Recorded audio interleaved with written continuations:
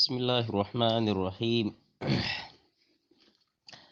تیر چې مونږ کم کلاس اغسته وو نو هغه رسول الله صلی الله علیه و آله وسلم بیبیانی یعنی امهات المؤمنین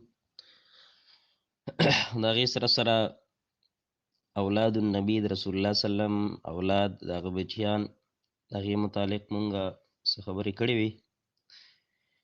کلاس کې قضیه راغلی و د صحت د خرابوالي د وجې نه ان شاء الله کوشش کوو چې باقي قضیه را نشي، خپل صحت ته به ګورو. نو ان شاء الله هغه شانتي به مخکې کلاس وځو. نن چې زمونږه کم ټاپک ته په سمانه مونږه خبرې به کول غواړو، معلومات په شیر کول غواړو، نو هغه د عشره مبشره په باره کې. عشره ویل کېږي لسته او مبشره ویل کېږي هغه چې هغې ته خوشخبري ورکړی شوي. نو د عشره او مبشره نو مراد هغه لس کسان چې هغې ته خوشخبري ورکړی شوي ده. د څه خوشخبري؟ نو د جنت خوشخبري ورته ورکړی شوي ده. په دغې خلکو کې کم شامل دي؟ نو مشهور سلور چې کم خلفا دي، خلفای راشدین، هغه په دې کې شامل دي. او د هغې نه علاوه زموږ سره په دې کې نور جلیل القدر صحابه کرام شامل دي. نو سلور خلفای راشدین ابوبکر، عمر، عثمان، علی رضی الله عنهم. د دې سره سره طلحه بن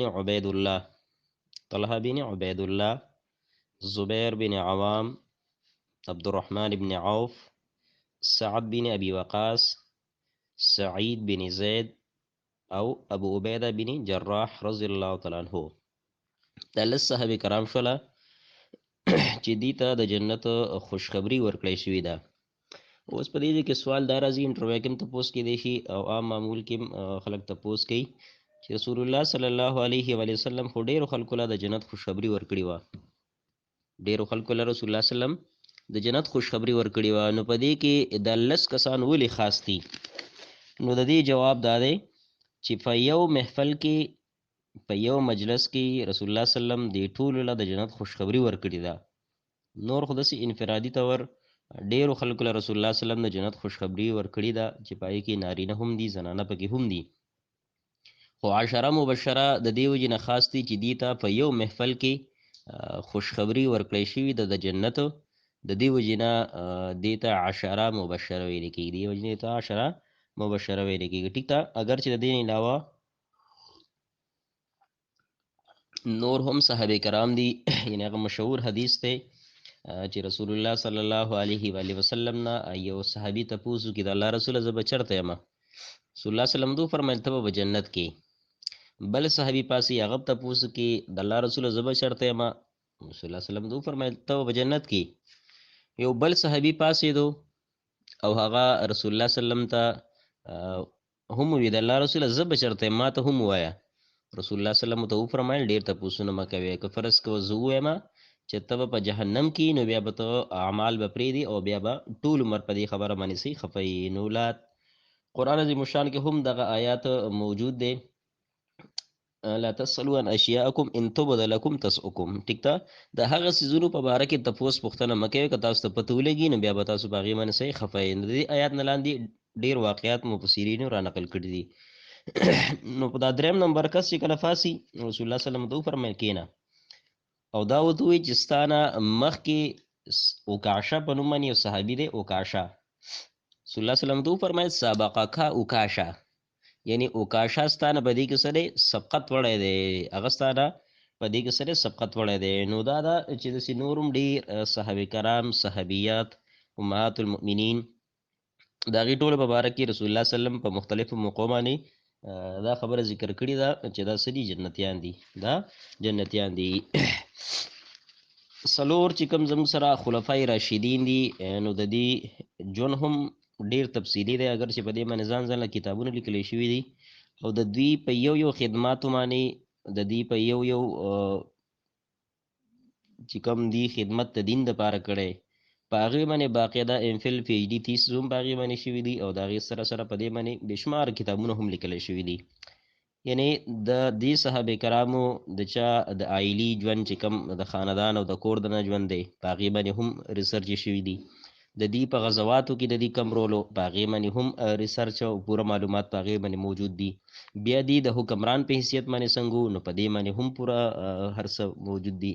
د تاجر په حیثیت باندې د دې څه رولو، بیبیانې څونه وي، اولاد یې څونه، نو په دې ټولو باندې اگر چې په مجموعي شکل کې یو ځای خوب ملاودل ممکن نه دي، خو دا ده چې په مختلفو کتابونو کې رسالو کې په دې باندې پوره مواد په دې باندې پراته دي. کوشش به مونږ دا کوو چې د هغوی د ژوند هغه لوی لوی کارنامې غټې غټې خبرې چې عام طور زمونږ په پیپر کې د هغې تپوس پوښتنې کېږي، نو انشاءالله کوشش کوو چې هغه مونږ ډسکس کړو. صحیح ده. اولنی صحابي زموږ سره دی حضرت ابوبکر صدیق رضی الله تعالی عنہ. ابوبکر صدیق رضی الله تعالی عنہ، نو حضرت ابوبکر صدیق رضی الله عنہ ته دا په مکه مکرمه کې پیدا شوی دی په 573 عیسوي کې. یعنې د رسول الله سلم دا پیدا کېدو نه 2 کاله پس دی سره پیدا شوی دی. 2 کاله پس دی سره پیدا شوی دی. اگر چې بعضې خلک پکې دا وایي چې دا د رسول الله سلم نه په عمر کې مشر دی، خو ټیک خبره دا ده چې دی د رسول الله سلم نه 2 کاله سره کشر دی. د خپل نوم یعنی په جاهلیت کې د چې کوم نوم دی نو هغه دی عبد الکعبه، بنده د کعبه، عبد الکعبه. رسول الله صلی الله علیه و آله وسلم د نوم څه کې خو دی؟ عبد الله کې خو دی. د نوم عبد الله کې خو دی. پلار د پلار نوم دی ابو قحافه عثمان، ابو قحافه عثمان، او د مور نوم دی ام الخیر سلمہ رضی الله تعالی عنها. ام الخیر سلمہ رضی الله تعالی عنها. تعلق د قریشو د یو شاخ سره دی چې هغې ته بنو تمیم ویل کېږي. د قریشو سره یو شاخ دی، هغې ته بنو تمیم ویل کېږي، نو د تعلق ته بنو تمیم سره دی. ابوبکر رضی الله تعالی عنہ چې کوم پلار دی، والد صاحب دی، نو هغه په 14 هجری به مطابق 635 یعنی د 97 سال په عمر کې ابوبکر صدیق رضی الله عنه د وفات نه 6 میاشتې پس سره د پلار وفات شوی دی. کله چې ابوبکر رضی الله عنه وفات شو نو د هغې نه 6 میاشتې پس د پلار سره هم وفات شوی دی. عمر ټوټل دی 97 سال او 635 هجري ده، 14 هجري کې 635 عیسوي ده. ابوبکر صدیق رضی الله عنه ته چې د صدیق هم لقب ورکړی شوی دی، نو دا ورته د واقعې د معراج د وجې نه ورکړی شوی دی. رسول الله صلی الله علیه و آله وسلم راغلی، مشرکین ته دا واقعه بیانوي، دا واقعه ورته بیانوي، نو هغې رسول الله صلی الله علیه وسلم تکذیب کوي چې څنګه په یوه شپه کې ته دونه لرې لاړې، بیا بیت المقدس ته، بیا د هغې نه بره 9 اسمان ته جبرائیل علیه السلام په معیت کې، بیا جبرائیل علیه السلام پاتې شو سدرة المنتهی، او بیا بره د الله تعالی سره ملاقات، جنت، جهنم، او دا ټول منظر دا چې کله رسول الله صلی الله علیه وسلم بیان کو، نو دوی د رسول الله صلی الله علیه وسلم د خبرې تصدیق نه کو. رسول الله صلی الله علیه وسلم خبرې تصدیق نه کو. نو د رسول الله صلی الله علیه وسلم په دې ملګرو کې د خواله لاړه، ابوبکر صدیق رضی الله عنه خواله د مشرکین لاړه چې ستا د ملګري خو مخکې به د ځمکې خبرې کولې، اوس د اسمانونو خبرې کوي، زه اسمان ته برختلی یم، 9 اسمان ته ختلی یم، او بیا په دې شپه کې زه بیت المقدس ته تللی یم، هلته ما پیغمبرانو له جمع ورکړي ده، د دمشق چې کوم هغه کوم جامع د فلسطین چې کوم بیت المقدس دی هغلته لاړم، او د هغې نه بره چې کوم دی بیا الله تعالی 9 اسمان ته، او بیا د هغې نه بره ټوله واقعه ورته بیان کړله. ابوبکر صدیق رضی الله عنه ته تپوس کوي تاسو چې دا کومه خبره کوئ نو دا د محمد بن عبدالله خبره ده، یعنې د رسول الله صلی الله علیه وسلم خبره ده؟ نو هغه ورته بالکل دا دغه خبره ده. نو دی ورته په جواب کې وایي چې دا خبر هغه کړې ده، چې دا خبر هغه کړې ده، نو زه پټې سترګې د دې خبرې اقرار کوم چې دا خبره به صحیح ده، به ټیکي، دا خبره به صحیح، دا خبره به ټیکي، ځکه چې ده په ژوند کې چېرته هم دروغ نه دی ویلي، او په نورو ډېرو غټو غټو خبرو کې مونږ د هغه خبرې منلي دي، بغیر د تحقیقه مونږ منلي دي. هغه چې کومه خبره ده نو په هغې که مونږ تحقیق هم نه کوو، خو بغیر د تحقیق هم د هغه خبره څه ده، ټیک ده. نو زه د دې خبرې ګواهي او اقرار کوم چې دقه دې پیغمبر رسول الله صلی الله علیه وسلم کومه خبره کړې ده، دا خبرې سره دا خبرې ټیک ده، دا خبرې ټیک ده. او یو واقعه نو په دې ځای کې چې کله رسول الله صلی الله علیه وسلم ته دا خبر ورسېدو، نو رسول الله صلی الله علیه وسلم وفرمایل دله د لقب د څه ورکو، د صدیق لقب یې ورکو، دا صدیق لقب یې ورکو، معنا تصدیق کوونکی، معنا تصدیق کوونکی. د دې سره سره په یو بله موقع باندې یو صحابي دی غالبا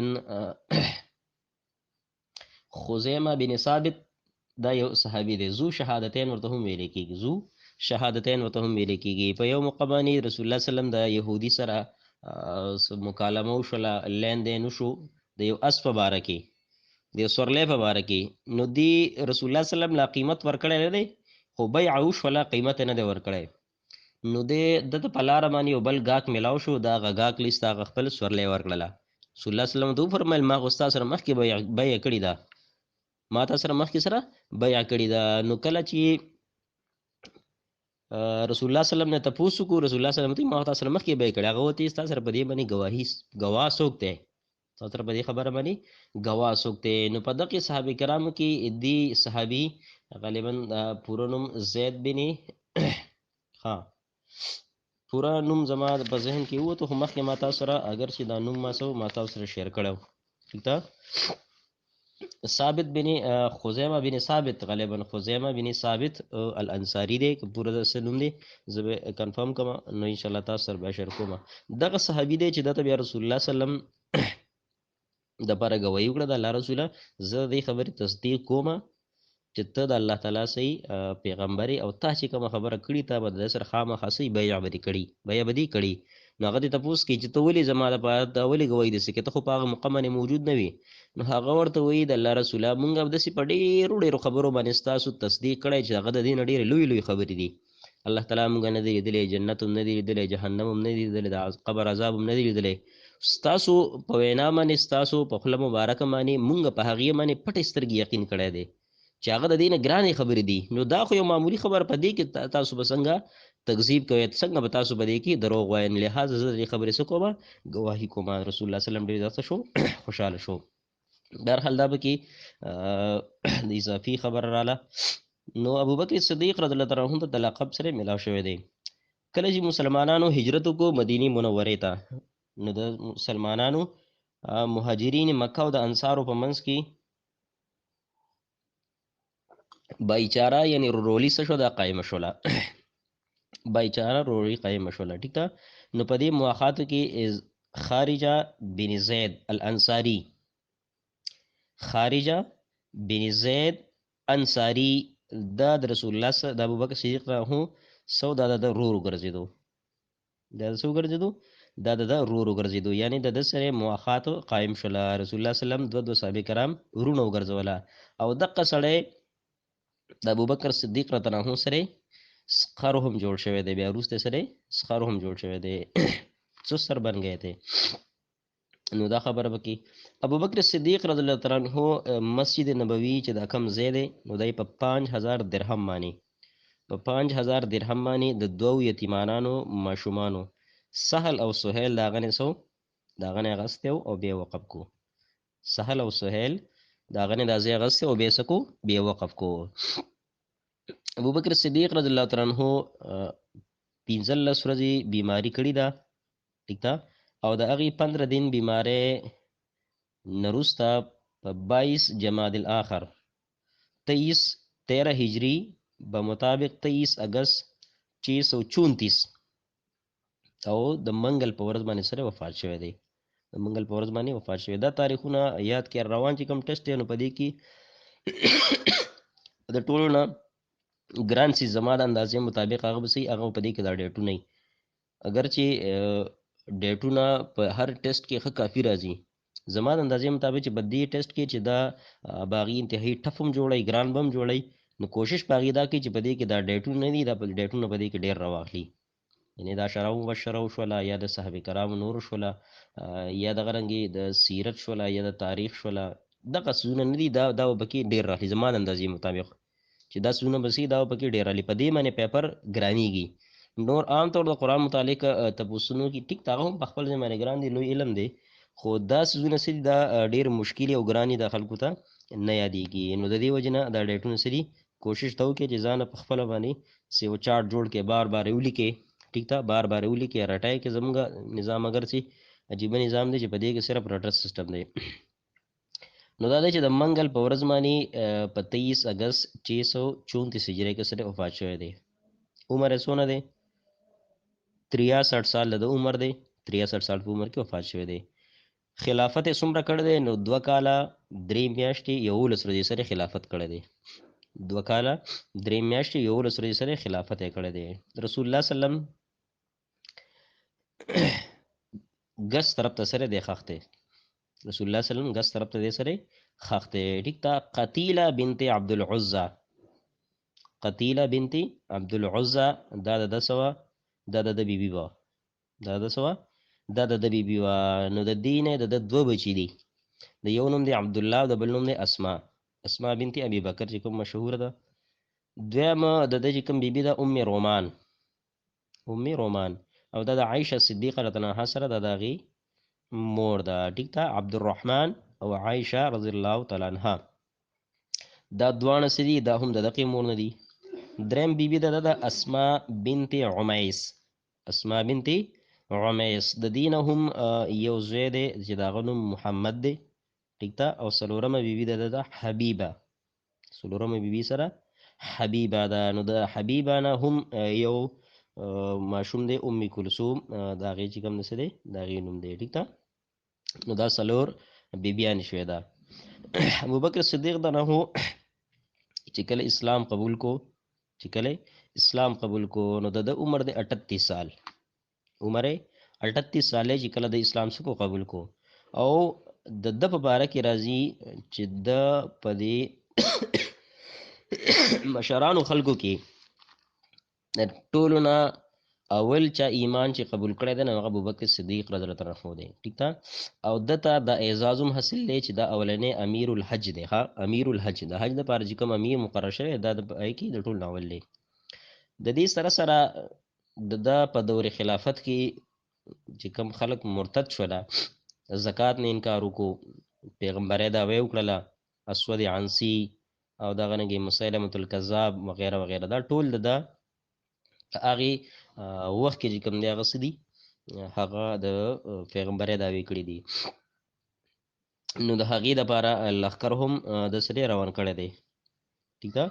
چې کوم د زکات نه منکر دي، کم خلک مرتد شوي دي، نو 11 لښکرې څه دي؟ پی در پی 11 لښکرې دای لېږلي دي. او هغه د اسامه بن زید رضی الله تعالی عنه چې کوم لښکرو کوم چې رسول الله سلم لېږلی، کوم چې رسول الله سلم لېږلی و، نو هغه ته چې کله په لاره باندې پته ولګېده چې رسول الله سلم وفات شو نو واپس راغی.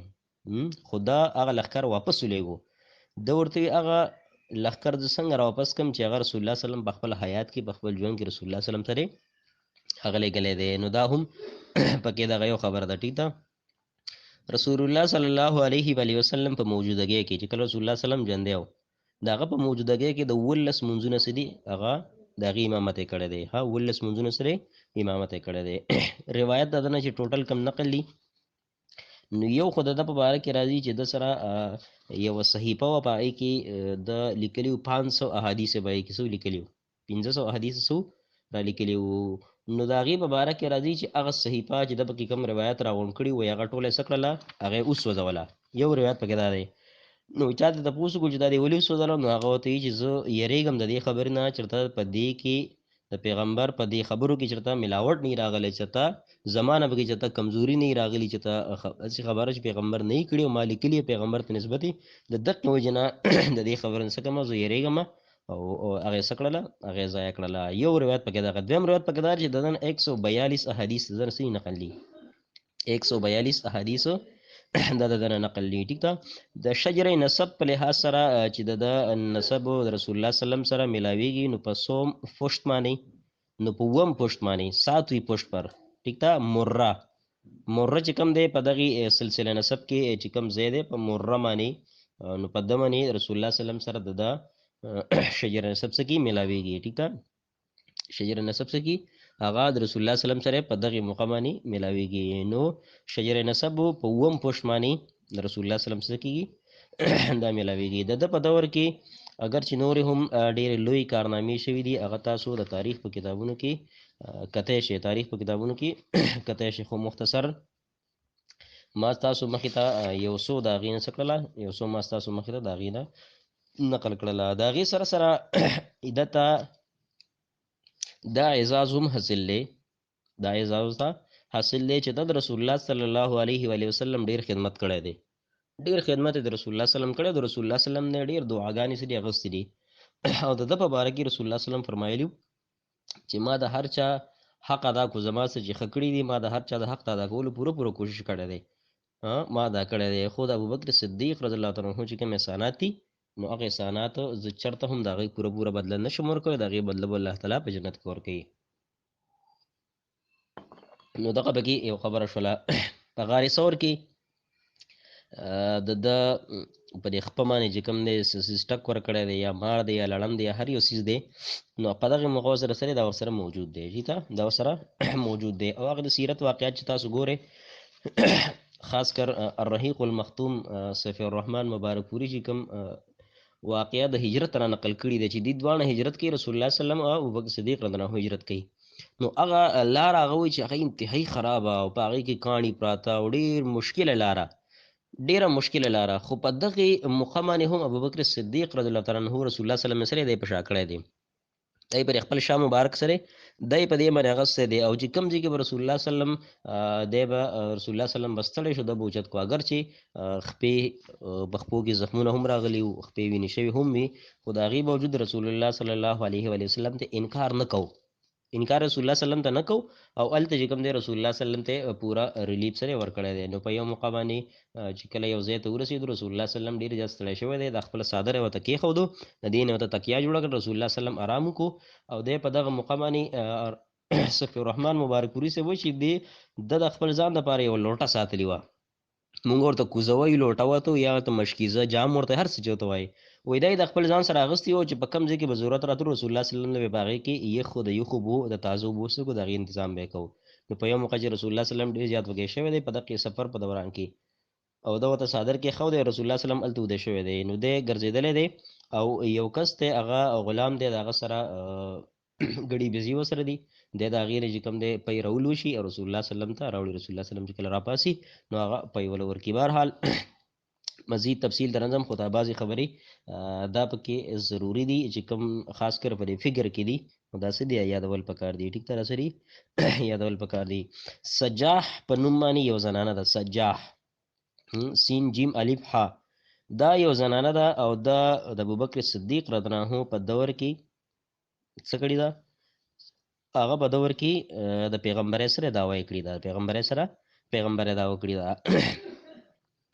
ابوبکر صدیق رضی الله عنه ته د اعزاز حاصل دی چې ډېر لوی صحابه کرام، ډېر جلیل القدر صحابه کرام سې د آزاد کړي دي، د سری آزاد کړه غلام دي چې پای کې بلال رضی الله تعالی عنہ، عامر بن فهیره، ټیک ده، زنیره نهدیه، ٹھیک ده، او دا غیلر ام عیس وغیرہ وغیرہ. د دین علاوه د صحابه کرامو یو لوی تعداد، عثمان بن عفان او دغه د لوی صحابه کرام هغه د په دعوت باندې سړي هغه مسلمانان شوي دي، د په دعوت باندې سړي مسلمانان شوي دي، ټیک ده. قرآن مجید د ټولو نه اول د یو مصحف نوم چې ولا چا ورکړی دی، هغه هم د ورکړی دی، مصحف نوم چې چا ورکړی دی هغه هم سره د ورکړی دی، ټیک ده. د امیر شوی کله دی، نو ربیع الاول 11 هجری، ربیع الاول په 11 هجری کې د سره د خلیفہ مقرر شوی دی، خلیفہ سره مقرر شوی دی. د دې سره سره ابوبکر صدیق رضی الله تعالی عنہ د اسلام په لحاظ سره هم په دې کې سبقت وړی دی، او دغه رنګې په خلفای راشدین کې هم د سره سبقت وړی دی، سره د سبقت وړی دی. نو د ژوند په باره کې نور مزید تفصیل که تاسو ګورئ نو په ګایډز کې به هم موجودي، سنه سبا د ګایډ نه هم تاسو ته میلاو شي، او د هغې سره سره په دې نورو کتابونو کې هم د هغې متعلق سنه څه دي دا موجود دي، ټیک ده. یو خبره، یو اسایمنټ ستاسو دپاره نننۍ ورځې یو اسایمنټ دی، ټیک ده، دا سره اسایمنټ دی چې ابوبکر صدیق رضی الله تعالی عنہ ته د ابوبکر ولې ویل کېږي، ابوبکر ورته ولې درته ویل کېږي، ټیک ده. د ده په زامنو کې په بکر نوم باندې یو کس هم نشته دی، د ده په زامنو کې په بکر نوم باندې یو کس هم نشته، نو دته ابوبکر ولې ویل کېږي، ټیک ده. د دې وجه تسمیه دا به تاسو څه کې دا به تاسو یاد به هم کې او نیټ باندې سرچ کوئ که دا هر چا نه تپوس کوئ. دویم اسایمنټ ستاسو لپاره هغه دا دی چې عایشه صدیقه رضی الله تعالی عنها د هغې چې کوم لقب دی د هغې چې کوم لقب دی ام عبدالله، هغه ورته ولې ویل کېږي، هر چې دا وجه ما تاسو مخې ته مخکې ذکر کړي هم ټیک ته چې هغې ته ولې ویل کېږي، نو دا به هم تاسو په دې باندې لږ ریسرچ وکړئ او دا وګورئ. ټیک ته دا داسې کوېسچن دي چې که فرض که پیپر کې را نه شي نو په عامو موقعو باندې هم ډېر انټرسټینګ کوېسچن دي او انټرویو کې هم تپوس کېدی شي، په ډېرو موقعو باندې هغه تپوس او پوښتنه کېدی شي. صحیح ده. نو دا ابوبکر صدیق رضی الله عنه چې د هغه د ژوند په باره کې مونږه څه خبرې ذکر کړلې، اگر چې په دې باندې نور هم تفصیلي بحث په دې باندې کېدی شي، په دې باندې به تنګېږو نه، ځکه چې د ژوند په باره کې فرض که دا څو معلومې مشهورې خبرې دي دا مونږ ته خو معلومې دي، خو که فرض که داسې کوېسچن د ژوند په باره کې راشي چې هغه بیا مونږ ته نه معلوم، نو بیا به مونږ افسوس کوو، ځکه مونږ وایو چې دا خو یو مشهور صحابي دی، د ژوند خو اکثریت خبرې مونږ ته یادې دي، نو چې اکثریت یې یادې دي، چې کومې لږې پاتې دي نو هغه هم څه دي یادول پکار دي. د دې سره سره دا ام سی کیو زما مخې ته یو پروت دی او دا د اس اس او د لیکچرر چې کوم ټیسټ 2017 کې هغې کې باقاعده دا ام سی کیوز 2017 او 18 دواړو کې غالبا دا څه دا باقي کې راغلی و. حضرت زبیر بن عوام رضی الله تعالی عنہ